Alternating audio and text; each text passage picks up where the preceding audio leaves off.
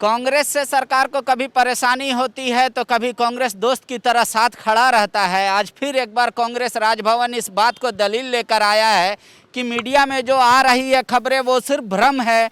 महामहिम महोदय इसको रोकिए, हमारी सरकार स्थिर है और कहीं से ये ऑफिस ऑफ प्रॉफिट का मामला नहीं बनता। हमारे साथ कांग्रेस के विधायक इक्सल कंगाड़ी जी हैं।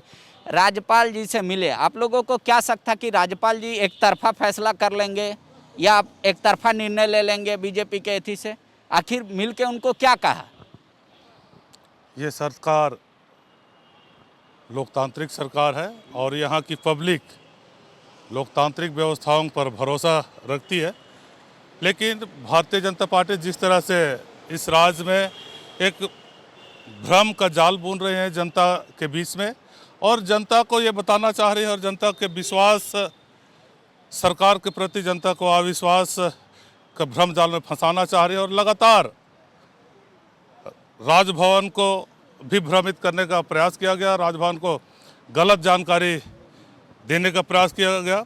मैं उदाहरण के तौर पर मेरे ही से जुड़ा हुआ एक भ्रमित मामला को बताना चाहूँगा। संजू प्रधान की जब मॉब ब्लीचिंग हुई थी तो उस मामला में मेरा कहीं भी कोई दूर दूर तक रिश्ता नहीं था, लेकिन भारतीय जनता पार्टी के लोग भ्रम का जाल फैलाया और राजभवन भी उस मुद्दा को लेकर आया और राजभवन को भी गलत तो इन्वेस्टिगेशन हुआ, आपको आप उसमें कहीं नहीं है, अब तो वो सामने हो गया।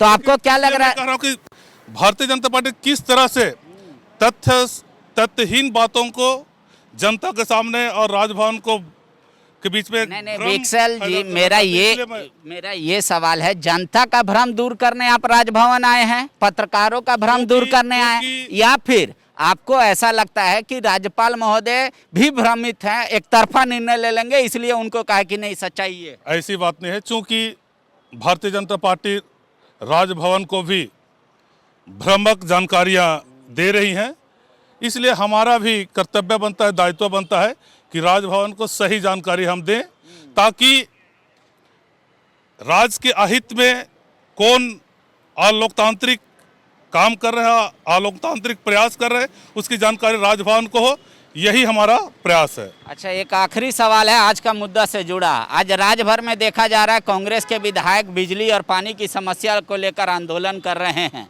तो इसके पीछे भी बीजेपी का हाथ आप लोग मानते हैं कि राज्य में बिजली की समस्या है या पानी की? तो निश्चित तौर पर जिस तरह से यहाँ के संसाधनों का, कोयला का या अन्य संसाधनों का इन्होंने गलत तरीका से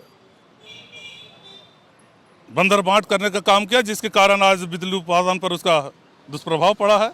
इसीलिए कांग्रेस पार्टी जनता के बीच में सही जानकारी देने का काम कर रही है। लेकिन जनता तो आपको वोट इसलिए दी थी कि उनको समय पे 24 घंटा बिजली मिल सके, पानी मिल सके। इसके लिए हम लगातार प्रयासरत हैं और जो बीमारी भारतीय जनता पार्टी ने दिया है उसका इलाज करके हम ख़त्म कर रहे हैं, और जब इस बीमारी से हम इस राज्य को स्वास्थ्य कर लेंगे फिर जनता को सब कुछ बेहतर ढंग से सब मिलने लगेगा। शुक्रिया। विक्सल जी को लगता है कि बीजेपी एक कम्युनिकेबल डिजीज की तरह फैला रही है बीमारी को, वो है भ्रम की बीमारी, जो पहले पत्रकारों में फैला, फिर पत्रकारों से फैल गया आम लोगों में, और राजभवन भी उस कम्युनिकेबल डिजीज से अछूता नहीं है।